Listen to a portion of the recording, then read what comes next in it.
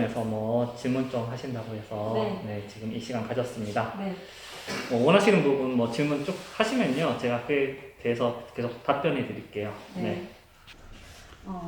가장 먼저 이렇게 결혼 생활을 하면서 정말 가끔 정말 이혼을 한번 해보고 싶다는 생각이 들 때도 있을 것 같아요.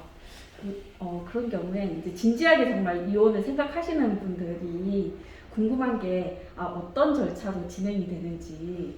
네. 이혼 절차는 지금 두 가지가 있습니다. 지금 현재 상황에서는 협의 이혼 절차가 있고요. 그리고 재판상 이혼, 그러니까 소송을 통한 이혼 절차가 있습니다. 보통 상담 오시면요, 일단 최대한 협의 이혼을 하라라고 일단 이야기 드려요. 재판상 이혼을 들어가 버리면 소송상 뭐 어떤 그 이혼에 대한 사유를 다 적시해야 되고 그 부분들이 서로한테 고통이 갈 수 있기 때문에요. 결국 최대한 서로 협의해서 이제 협의 이혼 절차로 좀 진행하라 이야기합니다. 그래서 이혼 절차 물어보셨는데요.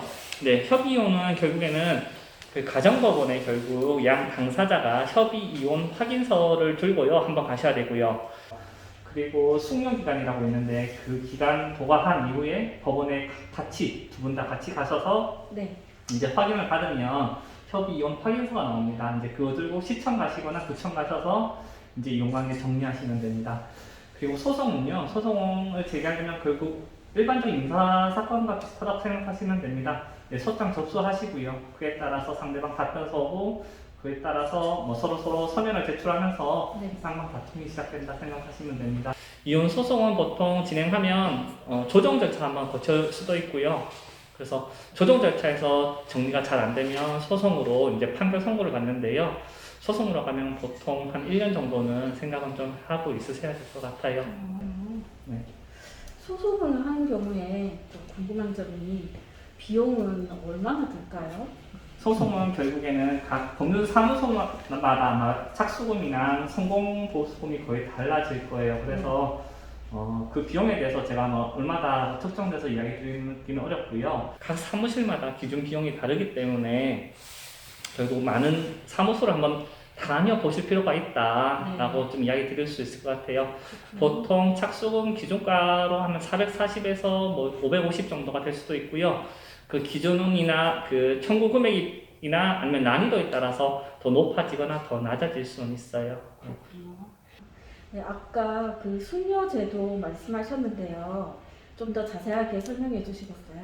그러니까 숙려제도는 협의 이용일 때 이제 들어있는 제도고요. 네.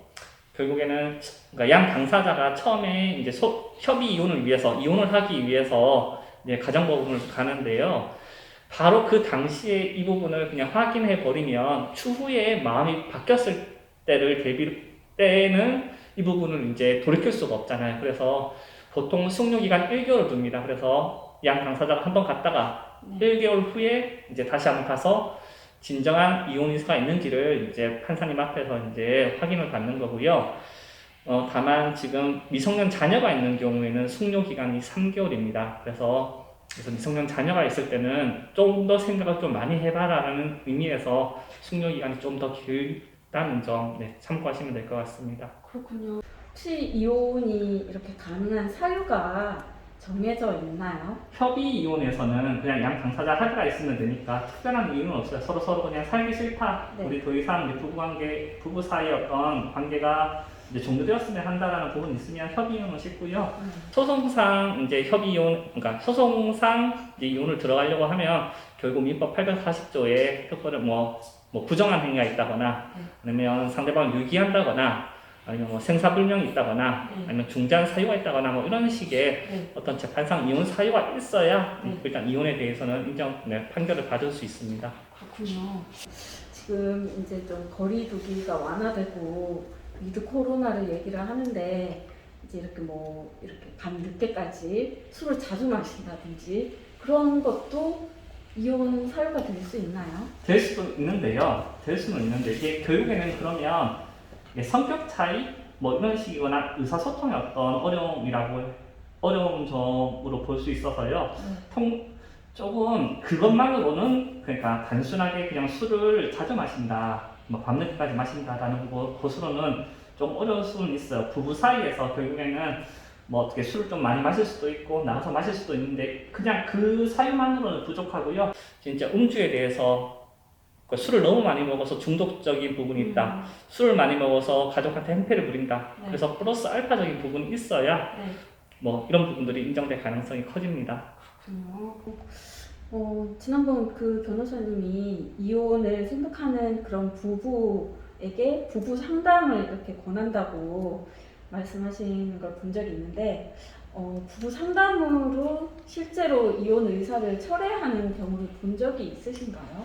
제가 이제 초창기에는 이제 부부, 그러니까 이혼 상담이 오시면, 그러니까 부정한 행위, 그러니까 바람을 핀다거나 폭행, 이런 부분이 아니면 서로 어떤 의사소통의 문제거나 서로 성격의 문제면 이혼보다는 일단 부부 상담을 좀 먼저 보내드렸습니다. 근데 결국에는 부부 상담에 필요한 이유는 결국에는 그 아버님, 어머님들의 어떤 의사소통의 어떤 스킬적인 부분이 좀 부족하실 수 있어서 이런 부분만 보완되면 혼인을 하셨는데 이런 부분이 보완되면 혹시 이혼까지는 안 갈 수 있지 않나라고 생각해서 말씀을 드렸는데요. 근데 결국 이 그러니까 법률사무소에 와서 상담하시는 분들은요, 그것까지 다 생각해보고 오셨던 분들이라서요, 결국에는 이혼, 부부 상담을 한다고 해서, 그러니까 이후에 이혼 이사가를 철회하는 경우는 조금, 좀 드물다라고 생각이 들어요. 네. 네, 이혼을 하면 아무래도 또 자녀가 있는 분들은 좀 자녀들에게 어떤 영향을 미칠까 그런 부분에서 고민을 또 많이 하실 것 같은데, 이혼으로 자녀와 헤어지게 되는 경우에 뭐 이렇게 좀 만나는 횟수라든지 양육을 누가 한다라든지 이런 거는 법으로 정해져 있나요? 일단 협의 이혼을 할 때는요, 미성년 자녀가 있으면 그 미성년 자녀의 양육권자, 친권자를 누구로 지정할 것인가, 그리고 양육비는 얼마를 지급할 것인가, 그리고 지금 물어봤던 면접교섭권을 어떻게 행사할 것인가를 기재하게끔 되어 있습니다. 그래서 합의되는 대로 월 1회든 월 2회든 1박 2일이든 자유롭게 하실 수 있고요. 소송으로 가는 경우는 통상적으로 면접교섭권은 이제 통상적으로 나가는 멘트는 이렇습니다. 그러니까 두 번째, 네 번째 토요일 몇 시부터 그 다음날 일요일 몇 시까지 면접 교섭권을 이제 행사할 수 있게끔 기재가 되어 있습니다. 그래서 그것도 결국에는 행사에 대한 부분이라서 그냥 일단 규정되어 있는 부분이고요. 결국에는 양 당사자가 얼마나 이렇게 자주 만날 수 있는가를 생각을 하셔서 정하시면 될 것 같고요. 그런 부분 또 판별 선고까지 난다라고 하면요, 통상적으로 그래도 면접 교섭권은 통상 아이의 양육 환경을 최대한 배려한다. 그러니까 아이가 성장하면서 아버지도 보고 어머니도 보고 양육권자도 보고 비양육권자도 보면서 올바르게 성장해야 된다라는 측면을 바라보기 때문에요. 한글로 가면 그래도 월 2회 정도는 아마 그렇게 판단되는 것이 조금 타당하다고 생각은 들어요. 네. 그 부모님이 이혼을 하는 경우 아이들이 좀 이렇게 심리적으로 굉장히 힘들어한다든지 또 그런 상황이 좀 굉장히 적응이 어렵다거나 그럴 수 있을 것 같은데, 이혼 가정의 이런 그 아이들 자녀분들에 대한 어떤 심리 상담이나 정서 지원 이런 제도가 있는지 궁금합니다. 의무적인 어떤 법적 제도가 있다라고 말씀드리기는 어렵고요. 결국에는 그러니까 법적 절차를 소송 절차로 들어가면요, 어떤 그 사건 본인들, 미성년 자녀들에 대한 부분들에 대해서는 특별하게 이분들을 위해서, 사건 본인들을 위해서 지금 이야기하시는 심리 상담이라든가 이런 부분들이 구비되어 있지는 않고요.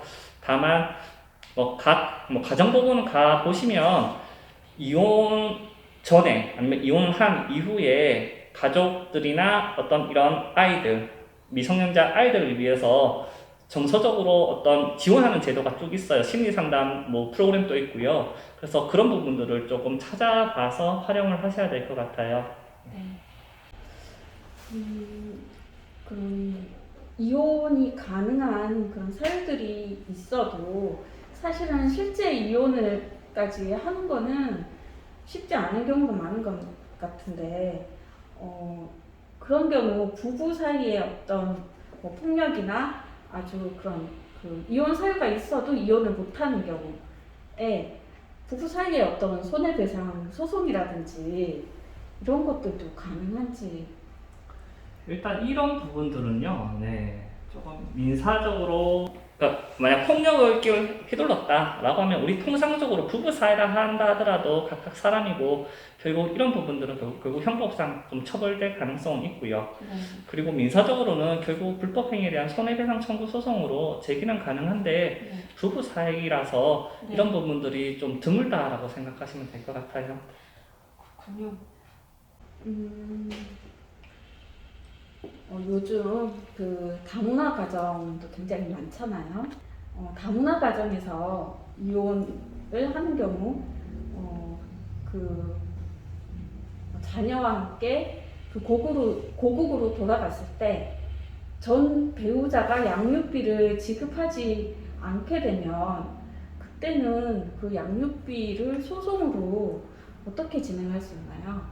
그러니까 지금 그러니까 다문화 가정에서의 문제인데요. 결국 외국인 분이 아이를 데리고 외국으로 다시 귀국을 하셨다. 네. 네, 그러면 결국에 우리나라 법원의 어떤 부분은 집행은 우리나라 안에서 할 수 있기 때문에 우리나라 안에서 우리나라 법원 가정법원으로 이나 민사 법원에서 판결을 받는다 하더라도 필리핀이든 베트남이든 이런 데 가서 바로 집행력을 행사할 수 있지는 않아요. 그래서 만약 이런 부분이 있으면 그 나라 법원에서 다시 소를 제기하신다거나 이런 식으로 그 나라의 제도에 맞는 소송을 제기를 하셔서 해결할 수밖에 없습니다.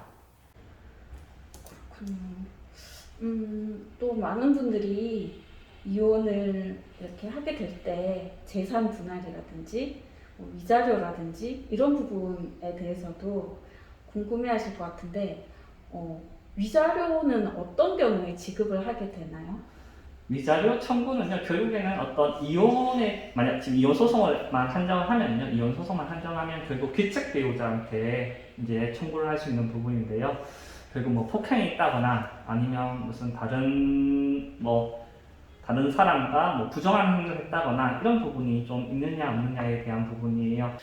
통상적으로 위자료 청구는 그 양 당사자 간의 성격적인 어떤 갈등이라든가 아니면 의사소통 아니면 아까 얘기했듯이 술에 대한 부분도 솔직하게는 서로의 어떤 의사소통의 문제이기 때문에 크지 않다면 위자료 청구가 잘 안 받아들여지고요. 결국엔 어떤 다른 사람과 부정한 행위가 명확하게 있다.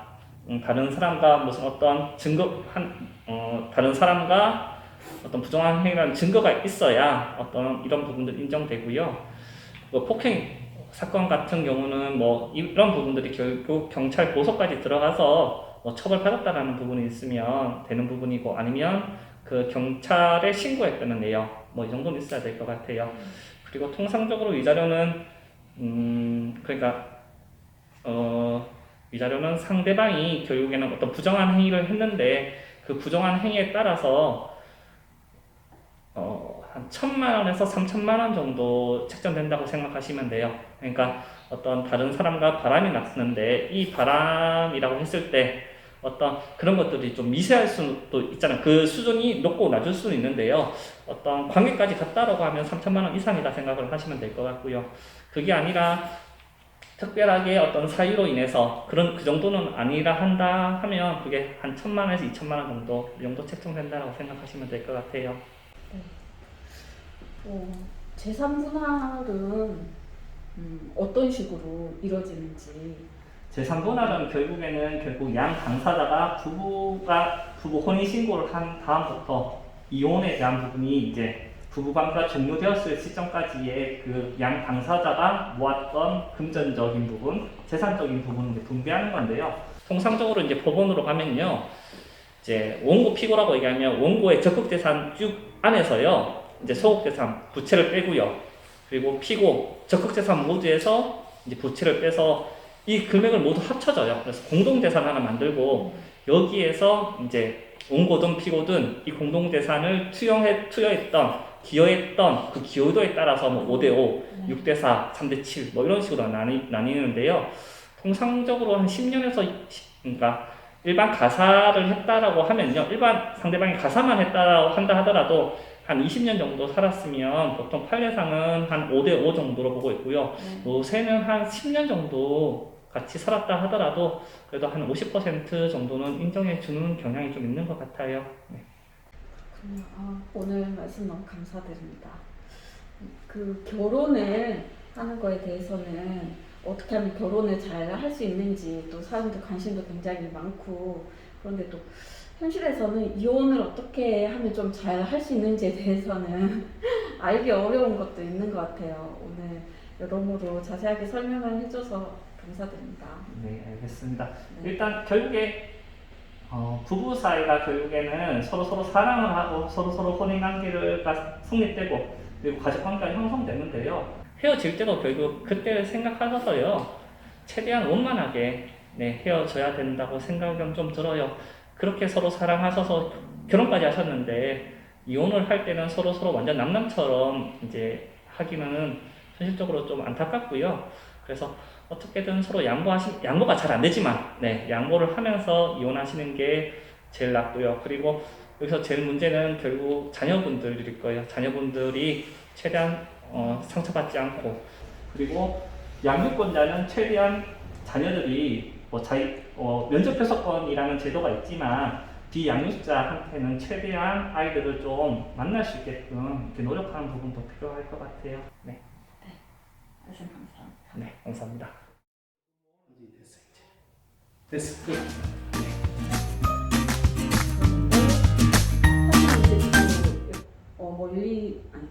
다시 할게요. 처음 해본 소감은 처음 해본 소감은 제가 지금 이렇게 말했는 게 진짜 맞는지 안 맞는지에 대해서 저도 잘 모르겠어요. 네, 제가 뭐 찾아가서 소감이요? 제가 이혼을 한다면 도움이 굉장히 많이 됐어요. 많은 시청을